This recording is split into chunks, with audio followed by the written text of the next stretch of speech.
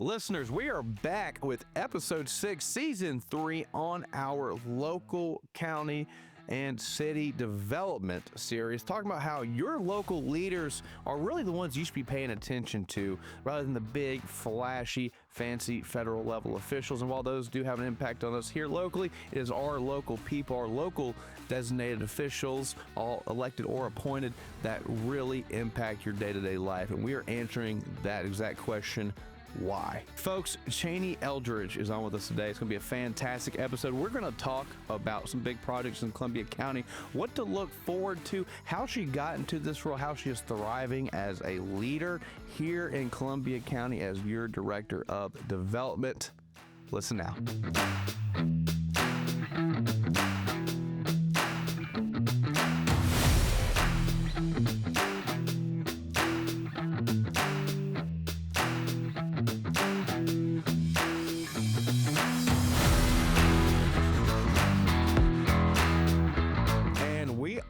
Back, listeners, season 3, episode 6, number 48. We are quickly approaching Big 50, and we are back on our development, economic, local leaders in that space series, answering the question of how your local appointed, hired, and elected officials matter to you more here than what maybe you focus your energy on the federal level, the big, shiny, flashy elections. And when we're here to really dive into what happens on the local level, why that really is more important, and why we should be paying more attention and putting more energy and effort into that and supporting them and helping those that are in those roles to do their job. And with us in the studio today, very, very excited, we have Mrs. Cheney Eldridge here, and she is our economic development leader for Columbia County. Director. Good morning. Executive Director. So good morning. Robbie was your predecessor. Yes. And you run that role for 2 years? Yes. Last 2 years? Perfect. But you came from the, I like to always use the coach, I'm a big football guy, but the trees. So you came under the Cal Ray coaching tree. Yes, if Cal Ray is Nick Saban, then yes, I was under that tree. And you're a Kirby Smart. I am Kirby Smart. Yeah. You are Kirby Smart. I think that's I would love someone to compare me to Kirby Smart. It's such a compliment. Well, good. Well, you've got a lot of really exciting things. We're going to be talking about all this today. You've done some, I just see what Columbia County has done in the last 2 years, and you have played a major impactful role in these things happening. So that's what we're going to talk about today. We're going to talk about what your role is. We're going to talk about the things you're doing, some exciting projects. There's a lot of news in Columbia County. So listeners, you're going to be hearing a little bit more of a more organic, nose to the earth, ear to the earth. I forgot what that term is, kind of perspective from this, a very educated perspective, very knowledgeable perspective. But first of all, Cheney, tell us about who you are. Where do you come from? How did you find yourself where you are today? Yeah, so I grew up in Noonan, Georgia, which is on the other side of the state. Noonan, yeah. It was very small when I was there, and now it's grown to really be part of Atlanta, which is wild because it's 45 minutes away down the interstate. But I went to the University of Mississippi. Okay. Hotty toddy. Hi, Toddy. And I was there during an incredible 4 years of Ole Miss football, which I cherish. And so then I moved to, we can certainly get into some football talk. Then I moved to Augusta and got a job under Cal Ray. Okay. So I started out as his existing industry coordinator and moved up into more of a strategic partnerships role. Okay. I was there for about 6 years, which if anyone knows Cal, that is, you put up with a lot. But I will say that he trained me incredibly well, and he's one of the top economic developers in the country, and certainly a very powerful one in Georgia and this region. So I feel lucky that I got to be trained by him. And so Robbie left the Columbia County role, and it was about a year before they were able to find a replacement. And so I loved working in Richmond County, and I didn't want to leave, but I also knew how important our partnership with Columbia County was. And so I thought, if they can't find anyone else, then I've got to step up and do that. And so it's been an honor now working there for 2 years. We'll be in March. And it's been a wild ride. I I knew that it was going to be an exciting opportunity, but I sure didn't think it would be this exciting. Okay, well, I like to hear that. So you've found even more passion since you've been in the role. Definitely. That's what we like to see, right? We want people with energy and a passion, a little fire for these things. Okay, so that's excellent. And what was that interview process like? I think the application and the getting your just kind of getting your foot in the door. I mean, how did all that happen? How did all that work? And what was the experience? Yeah, so they used a headhunter that had actually recruited me for my role with Cal. Okay. So Tim Chasen is his name, and he does a lot of economic development and nonprofit executive searches across the state and the region, probably the country, honestly. And so he gave me a call and said, hey, I know you're happy, and I don't like to poach where I've placed someone, but I think that you're right for this role. And so I immediately went and talked to Cal and just said, hey, I don't know what you think about this. He was supportive the whole way. And I think that says a lot about him as a boss, is that he had poured into my training, but then he was also supportive of me taking that next step into the role. Right. Well, it's not like he's going to not see you around at all. Right. Exactly. We see each other very often. That's excellent. And this is natural, like just a big progression for your career and for just your personal development. So that's really exciting. I know a few engineers and people down from Ole Miss, so we'll start bringing up the names and stuff as when we get off air. But that's fun in that small world. Yeah, it is. So we probably got some mutual connections there. So in this role in these 2 years, what were your expectations maybe going into it? And you mentioned like you had some expectations and those changed. It sounds like for the good. So what kind of what changed? So going into it, I knew that we had some industrial property that we were trying to move for the right project. And I really thought that's what my job was going to entail, was finding some great companies to locate into White Oak Business Park. Okay. Robbie had done an incredible job of locating 2 Club Car facilities and 2 Amazon facilities. Regardless of what people may say about Amazon, they were a tremendous job creator and did a lot for the tax base in Columbia County. And so just trying to find more industries like that we could bring into the park.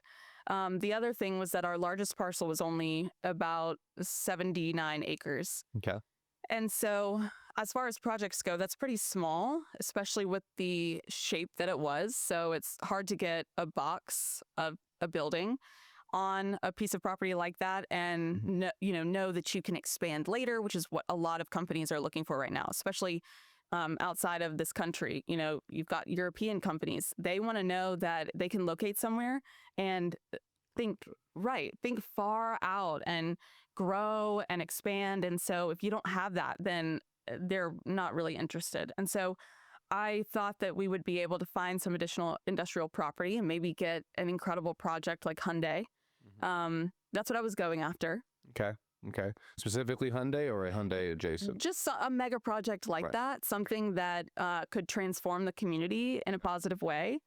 And Hyundai is just one of those that across the state, everyone had said, wow, what if we could get that? Project. Yeah, it's incredible. So that's what I thought I was going to get into. And I wouldn't say that I'm far off of that, but it's certainly much different. We'll talk about the $55 billion project here in a little bit later in the episode. So I say in some ways, I think you maybe surpassed it. You maybe not giving yourself enough credit. So we'll talk about it a little bit later. But there's a term you use. I think some people would like for you to clarify, including the host. Tax base. So when a company comes in and elevates the tax base, what exactly do you mean by that? So our job as economic developers is to create jobs and investment. That investment then turns into tax revenue for the county, right, and the school system and all of that. And so if you look at just across the board, rooftops do not fully pay for all of the services that they require. Right. Fire, road, school, all of that. And so the only way for rooftops to fully cover all the services they require is for your taxes to be really high. Right. So the idea of economic development is that you bring in a company that is paying a lot in tax revenue. Well, now they're not using as many services per dollar that they put into the economy as a home. So now you're able to offset those residential property taxes because you've got the industry there. So the more industry that you have, the less taxes that, in theory, folks are going to have to pay. Okay. And so that's the idea, is that you're trying to offset it. I don't think a lot of people understand that what they pay in property taxes doesn't cover everything that they're required for that household. If I could put this in one sentence, let me know if I'm wrong here, but commercial and industrial companies are a much more efficient tax revenue entity. Yes. Yes. So the more industrial and commercial you have, the more efficient your tax revenue is. Correct. They pay for a lot more than they consume, whereas residential consumes more than they pay. Exactly. Okay. So listeners, if you heard that, I'm right sometimes. I got this. Okay, so excellent. What has been like kind of give me a big eye opener for you since you've gotten into this role, like when you're learning, when you came in with these big ideas, what's been like a big eye opener for you?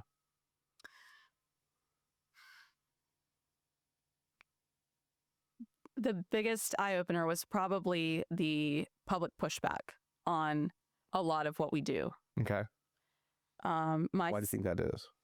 I think that the way that economic development and the county interact is wholly different than it is in Richmond County, for example. And I think that folks in Columbia County are paying attention more, perhaps, than folks in Richmond County. And probably that's because local government is much more involved. And so we never got a lot of pushback on the industries that we were recruiting into Richmond County. So coming into Columbia County and then receiving a lot of public input and open records requests, that was eye-opening. But also, I appreciate it because I think it's important for citizens to be aware of what's happening in their community and to care. And so, honestly, I see it as a really positive thing. I mean, the vehicle is there for people to ask questions. And so I respect that they're asking those questions. Okay. So you mentioned that, and there's all sorts of reasons. We can go for days on, why the community input's the way it is. There's macro and economic and microeconomic data that supports different behaviors and blah, blah, blah. As we got the big elephant in the room these days and right now is going to be like the big data center projects. There's a quarry project, maybe multiple data centers. There's what y'all are struggling with, I think, as any kind of public leader, is just like the flow of information is so quick these days, right? Mm-hmm. And now you've got AI chatbots that are going out and providing information that they scrape and collect together, and the we're kind of in like that early Wikipedia phase where everyone's kind of like, it's good, but we need to be careful. Right. You want to use Wikipedia as a source, but you're not supposed to, right? Right. And so you see, I've seen stuff like that. I've seen, all sorts of articles and just different sources of information. So I was really excited for you to come on here because as a person who I've got a lot. I'm running my own business, so I'm just picking up stuff from when I see it. Right, I'm not really diving deep into the inner workings of what exactly is going on with these big projects. So I would just love for you to just educate me like I'm a 5-year-old or a 5th grader. I can do that. So essentially, what we have out at White Oak Tech Park is a multi-billion-dollar project out there with a very respectable end user that we think is going to locate in there. Okay. And the scale of these projects is wholly different from industrial. So for it to be multi-billion-dollar, I mean, Hyundai is really the only one that we know of that's industrial in the state that's of that scale.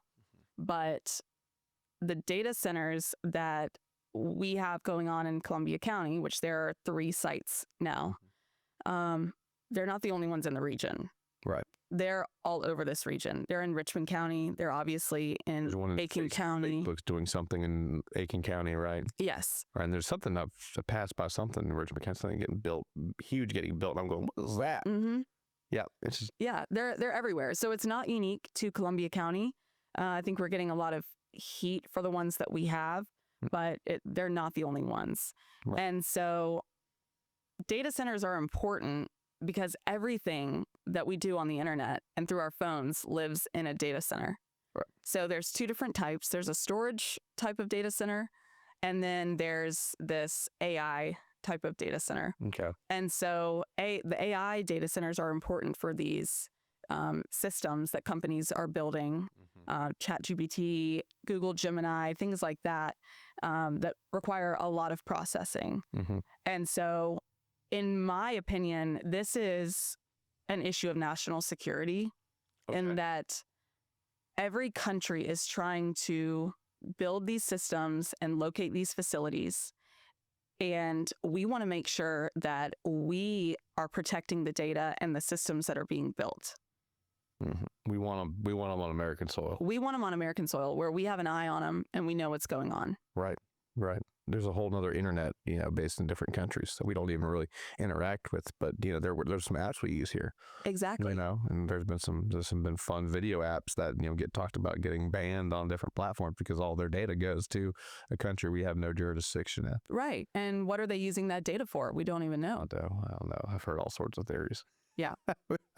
We could put the tinfoil caps on and go all day. Exactly. But that's another episode. So all I know is your husband's a chemical engineer, correct? So he likes building. Does he ever, random questions, does he ever build a computer before?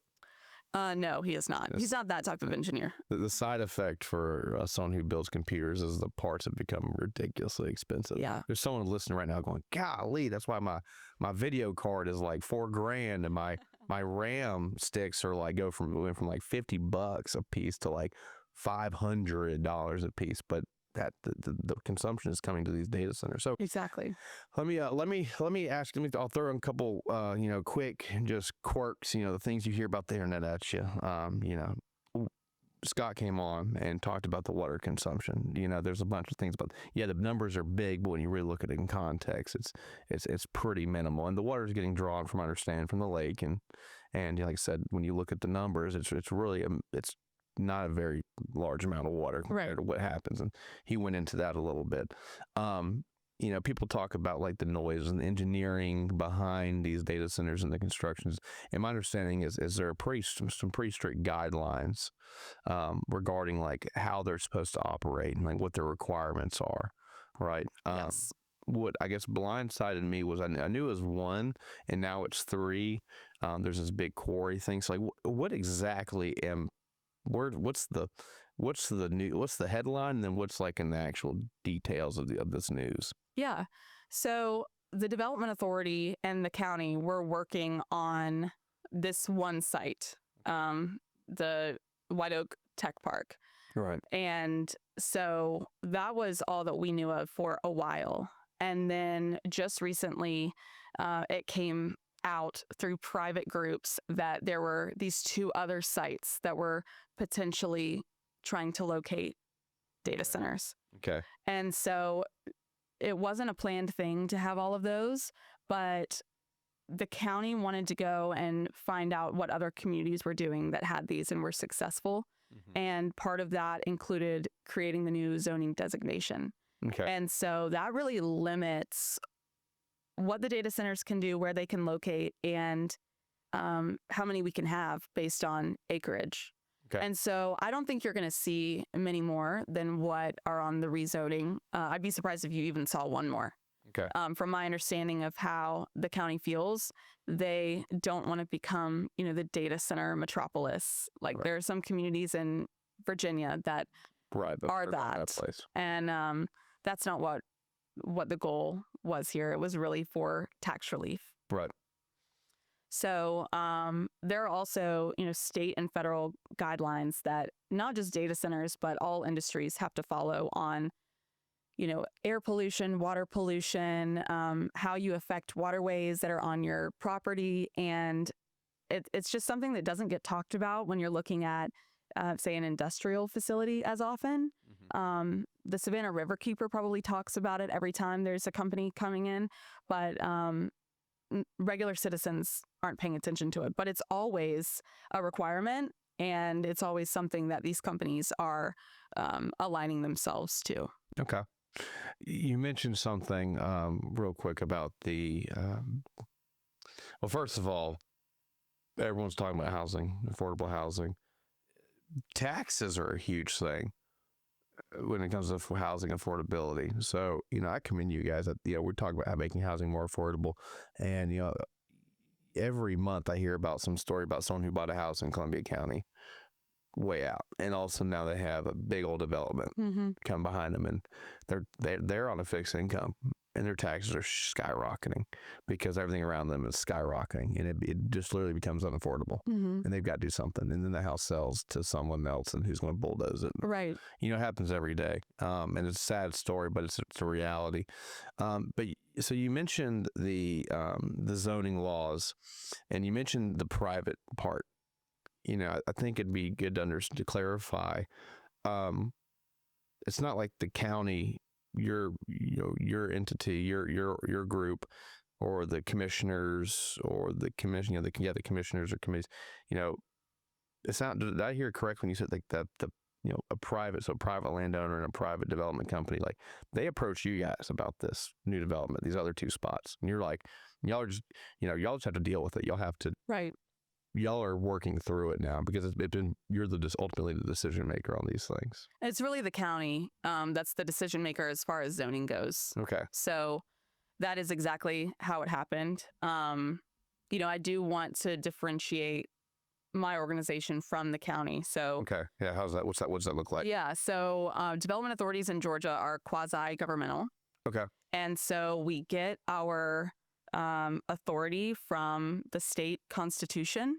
Okay. And then we are then powered up by the local legislation. They, a county commission votes to create a development authority, and ours was created a very long time ago. Okay. Around the same time that Richmond County's was.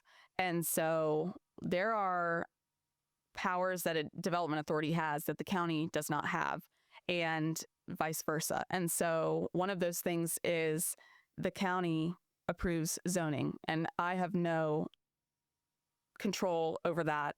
It's not part of my organization. Some other things about development authorities is they can either be self-funded or funded through taxpayer dollars from the county. Okay.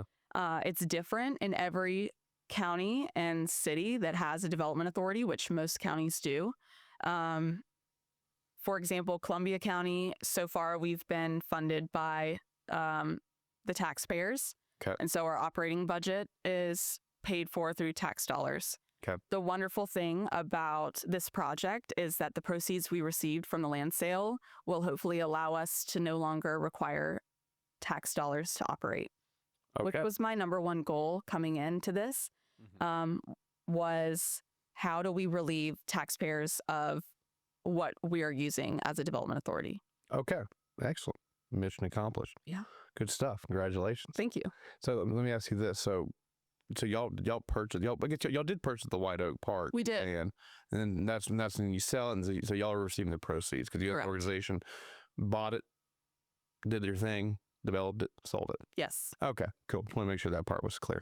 And let me also say another thing. There was a lot of concern that taxpayer dollars were used to buy that property.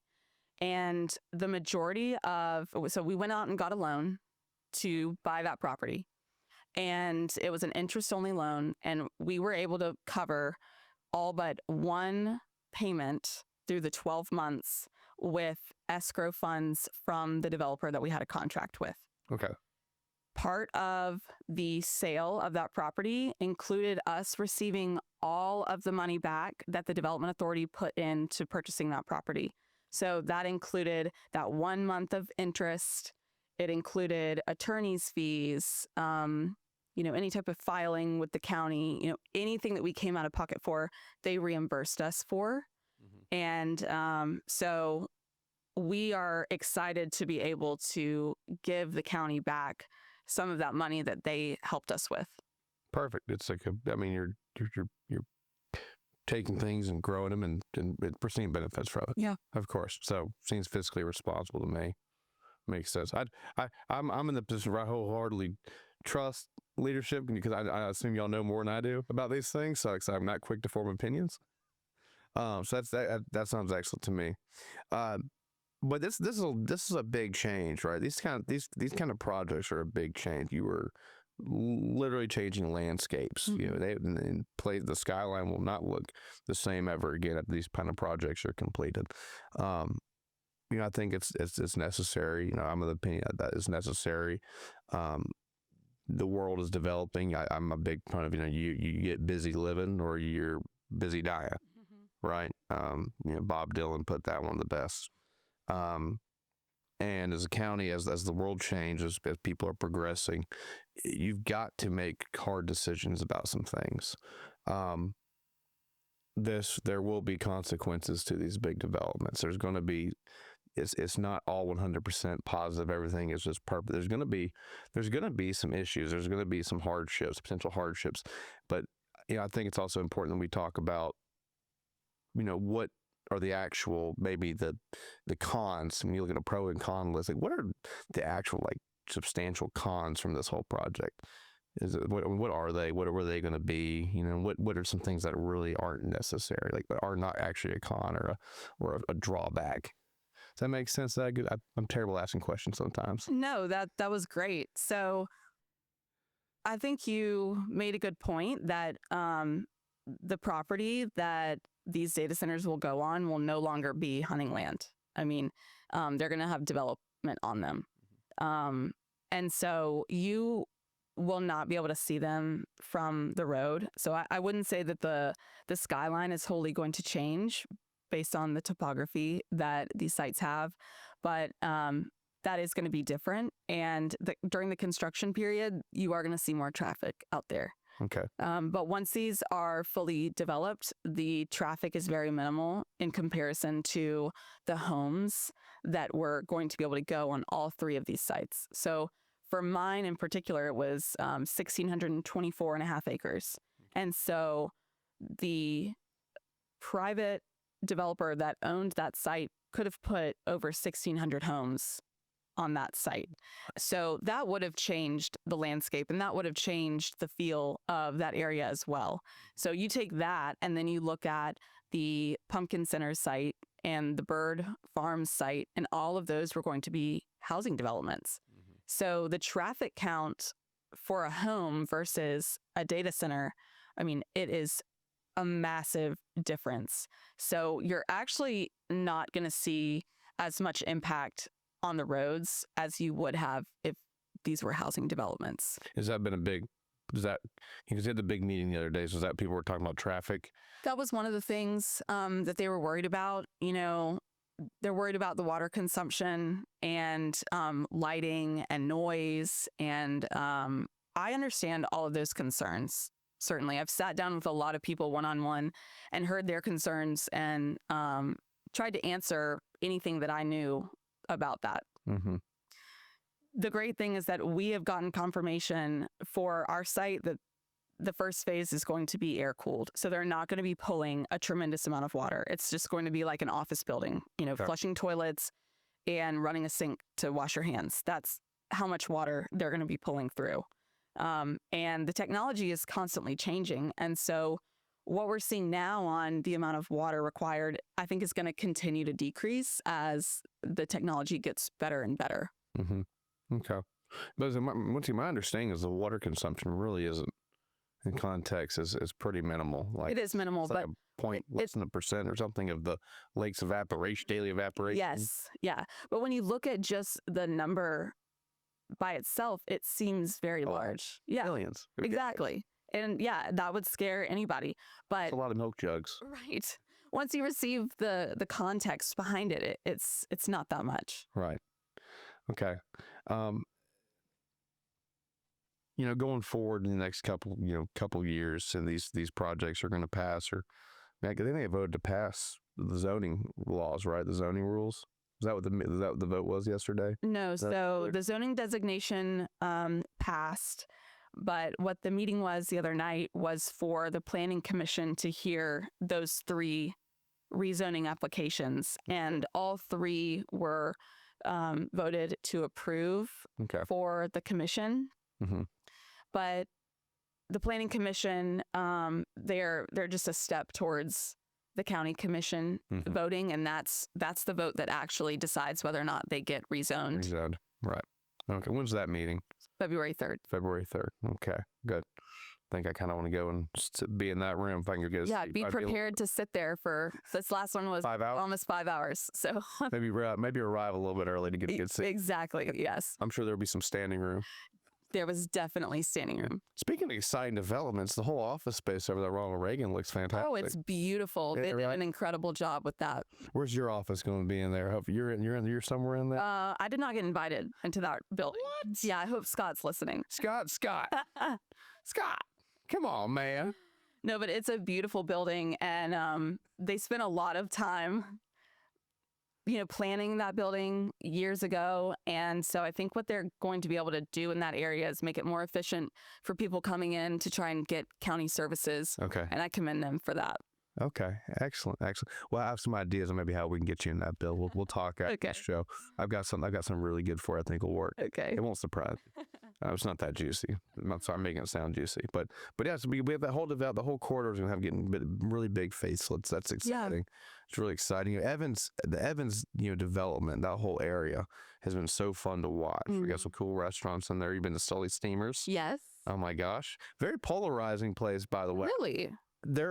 Most people I know have thoroughly enjoyed it. I thoroughly enjoy it. I've had 2 people who think the concept is terrible.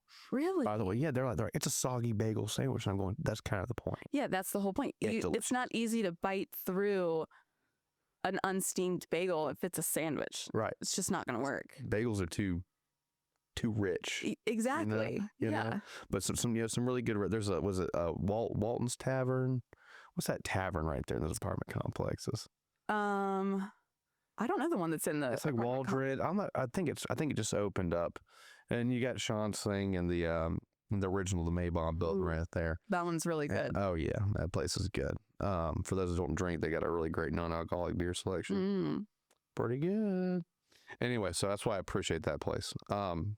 But yeah, that whole development has kind of really taken off. There's not a whole lot left to do in there. There's a few parcels. Yeah. And what are some other things you're really looking forward to seeing, come to Columbia County in the next few years? What are some other projects? What are some things you're trying to touch on? Yeah. I can't talk about a lot of it, which is one of those things that people hate about economic developers when they come to speak on things like this. But there were 3 things that county leadership asked me to go out and get when I first started. Okay. And they're things that some of those things are things people really wanted to see. And so I'm excited to see those come to fruition. Okay. Excellent.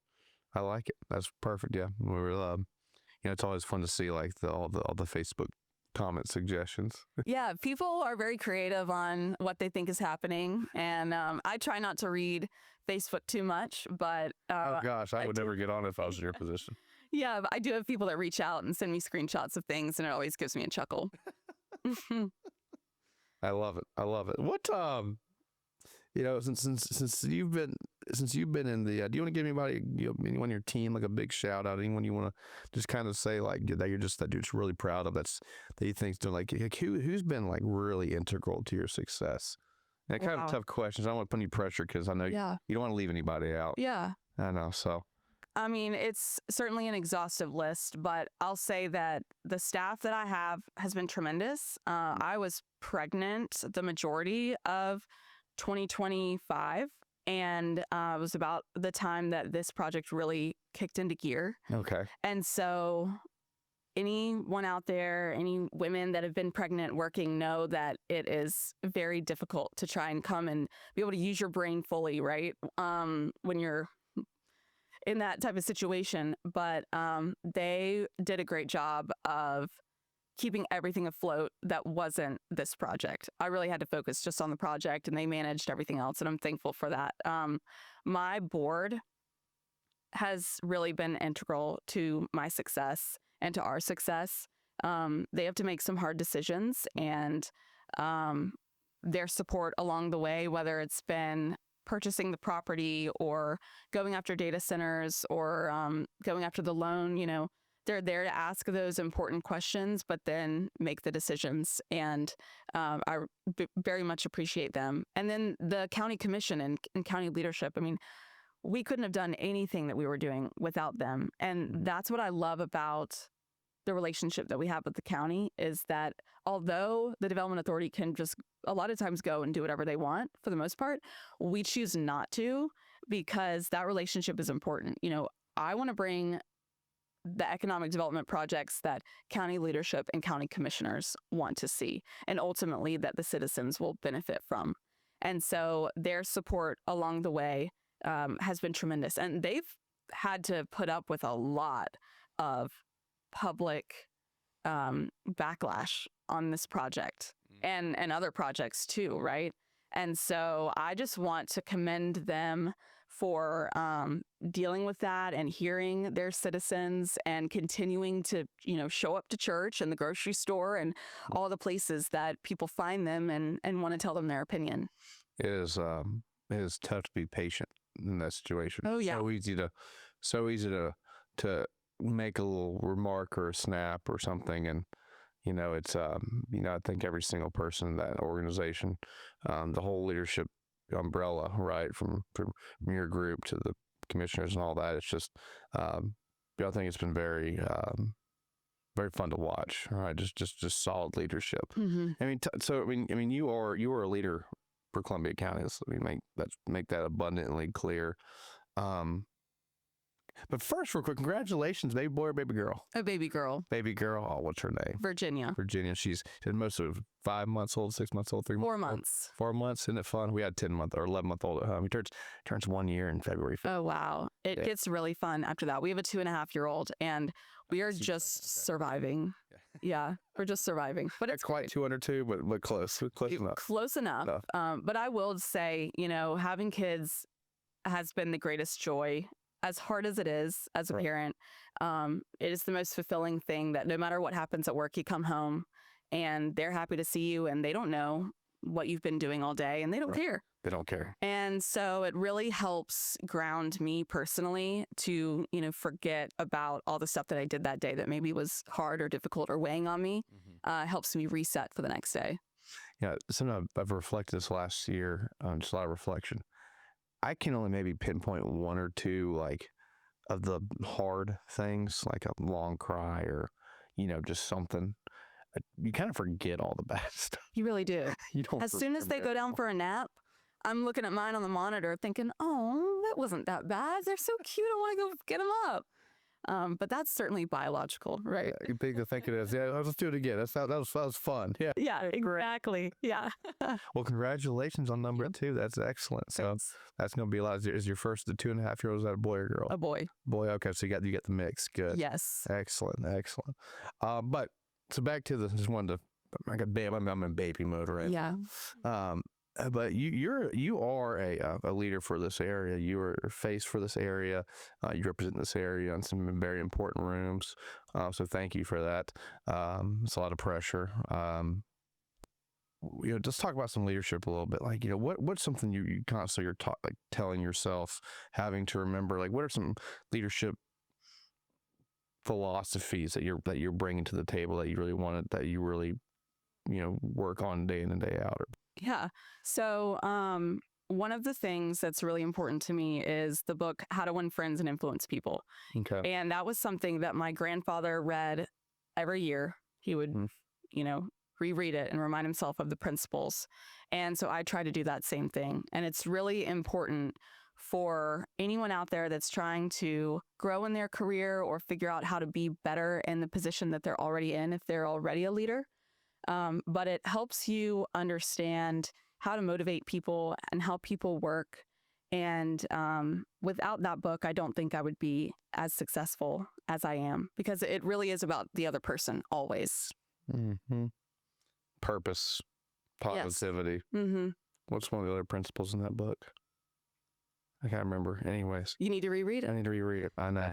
I'm big on. I tell you what, talking about like Chat GPT and all that stuff. Yeah. Great for like synopsing. There's be a whole lawsuit or something. I don't know, but remember to what we had when we were growing up, like Cliff's Notes. Oh, I mean, doesn't even compare. Who read a book back then? I mean, you know. But the teacher always knew that you hadn't read because she knew what was in Cliff Notes. You know, they were asking the questions that weren't in Cliff Notes. AP Lit, 9th grade or 10th grade. I go over the summer, we just read Life of Pi. And I'm like, I'm not reading The Life of Pi. I kind of regret. I actually read it in college because I saw the movie. I was like, oh, I need to read this book. And I thought I'd try to do the Cliff Notes and do like my little essay over the summer. Yeah. And I get our little, she grades our summer work. And I get this big old like Cliff Notes. She's wrote big old, my entire thing. And I made it up to her. But Miss Ann Hall, shout out, got my butt. Sorry, teacher. He's really sorry. Oh man. But yeah, it's you can sit there and you can go into your we're really diving into AI right now with all of our marketing and trying to stay ahead of the curve like everybody is. And you can sit there and if there's a book out there and my little client's trained to kind of know how I think. Mm-hmm. I'll nerd out on you on that, but basically I'm like, hey, there's this book I'm interested in reading. What are the main takeaways? What are some examples I use in the book? And knowing what you know about me, is it something you think I'm going to grab onto, like gravitate towards? And I'm excited to see where that technology goes. Oh yeah, and it's so important. It's incredible. Like the prompt is so vital, and that's where I really lean on my husband. He is, I feel like, the prompt king for our household. Being able to ask AI the right way produces such a great result versus if you ask it the wrong way, I mean, you're going to get trash. That's not going to be helpful. No, we're just wrong. Exactly. AI ruined my front yard grass.